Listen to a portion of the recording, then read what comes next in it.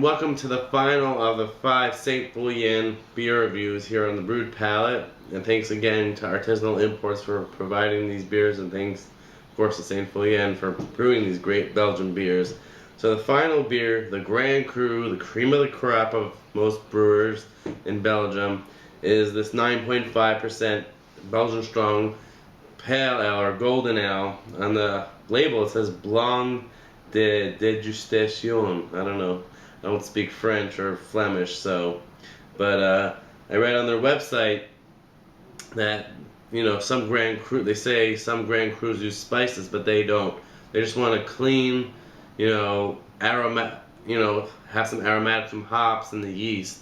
Just a clean, really palatable, yet higher ABV beer that's bottle conditioned that will hopefully age well, because this bottle was bottled like the others in 2012, and the exact date is June 29th, 2012. So we're just over a year and a half old, but it should be okay at 9.5%.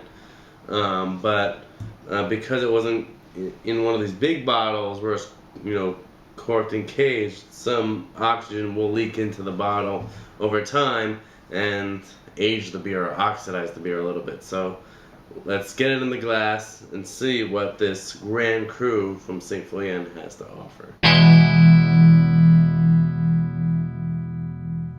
Definitely a very straightforward Belgian ale. This is a very effervescent, you know, but really pale version of the style, but not off style in any way, just, you know, pale in general. Very yeasty. A very straightforward, slightly tart lemon, spicy, phenolic, Belgian classic aroma for the style. So, being that it's straightforward, hopefully there'll be a little more something to grab onto in the taste. So, cheers, and let's dig in.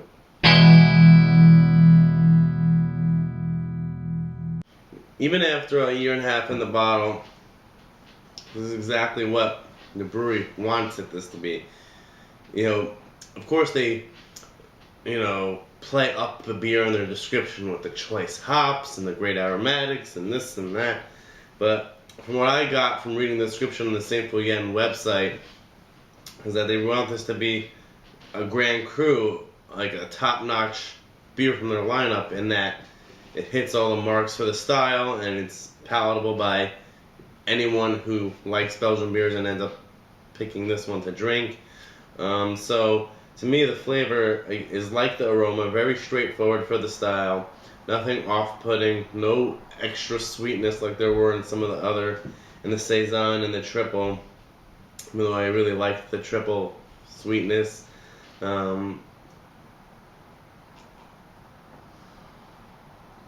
Well, it has definitely some alcohol bite in the flavor, but it doesn't really get in the way. It really helps round the flavor profile out.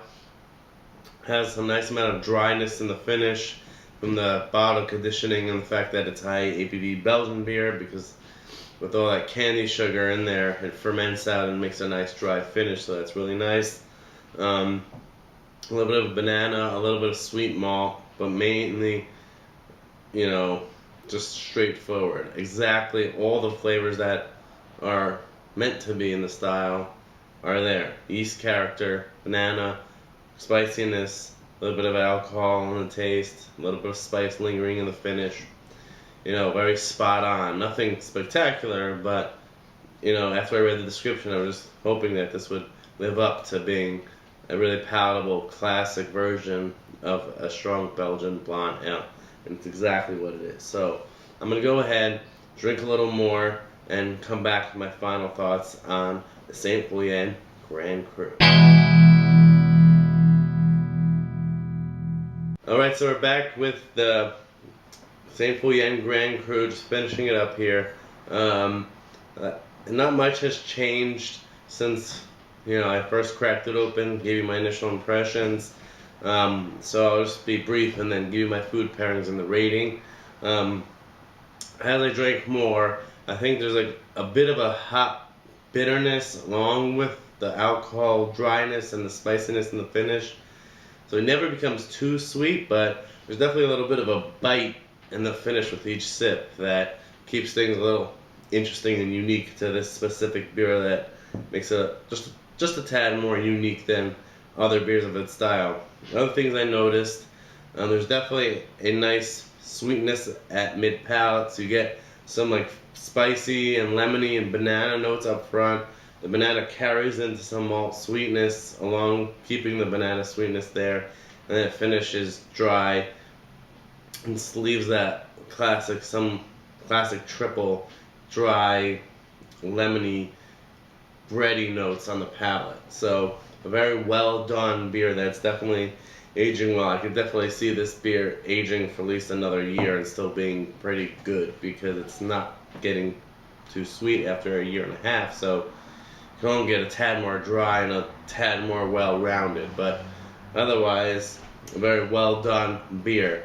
For me, for a Grand Cru, I know it's up to the brewer's interpretation, but I would have done a big dark beer for a Grand Cru, but they already have the Special or Cuvée de Noël and the double as dark beer, so I find that they choose to make this a Grand Cru just to show off how spot on they can get a 9.5% Belgian strong blonde ale or golden ale to go along with their really nice triple that was the review number 4 out of this 5 series. So to rate it and then give you the food pairing, I'm going to give this an 8 out of 10. Doesn't wow me like an 8.5 or a 9 or the rare rating, which I don't always give a 10.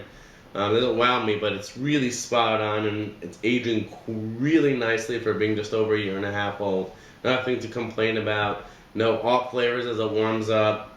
Just really, really spot on beer. So on that note, for food pairings, I would probably go with your lighter fishes. Either flakier fishes like trout, flounder, pollock, stuff like that, with a little bit of like lemon dill, maybe caper sauce on it, just to really hit the lemony, tart, spicy notes. Maybe put some fresh cracked black pepper just before serving to hit that clovey, spicy note that's in the beer. Maybe you could definitely do this like their triple with a nice cheese plate with some sweeter or earthier cheeses, nothing too sharp, because you don't want them to dominate the beer. But if you have a sharp cheddar that's not too sharp and has a nice earthiness, maybe like a raw milk cheddar could go with this. But I could see this going better with like a sweeter brie or goat cheese, depending on if you want to go for the spicier, go for a sharper cheese. But if you want to hit the sweetness of the beer and have the spiciness balance out the overall pairing, then go for your sweeter cheeses. But overall, a really nice, just really good beer to have. I would do, if it were me, I would probably do with an appetizer. Even though it's high ABV, it's kind of refreshing with the spiciness. So I would go it either for to have it with a nice appetizer leading in to a slightly heavier main course, or with a lighter main course leading into a slightly heavier dessert. It's a very in-between beer that could go really well with a lot of different things. So again, an 8 out of 10 for the St. Feuillien Grand Cru. It's definitely a great series of beers to go through, get a good picture of what St. Feuillien is all about. I definitely recommend all these beers. The double was my least favorite, but I could definitely see when it was fresh, it was probably amazing. So if you can get St. Feuillien beers, I definitely recommend it. And if you like Belgian beers, this is definitely a brewery to check out. So cheers to St. Feuillien on that note. Cheers to Artisanal Imports for providing these beers for review. And cheers to you guys for tuning into this series of reviews.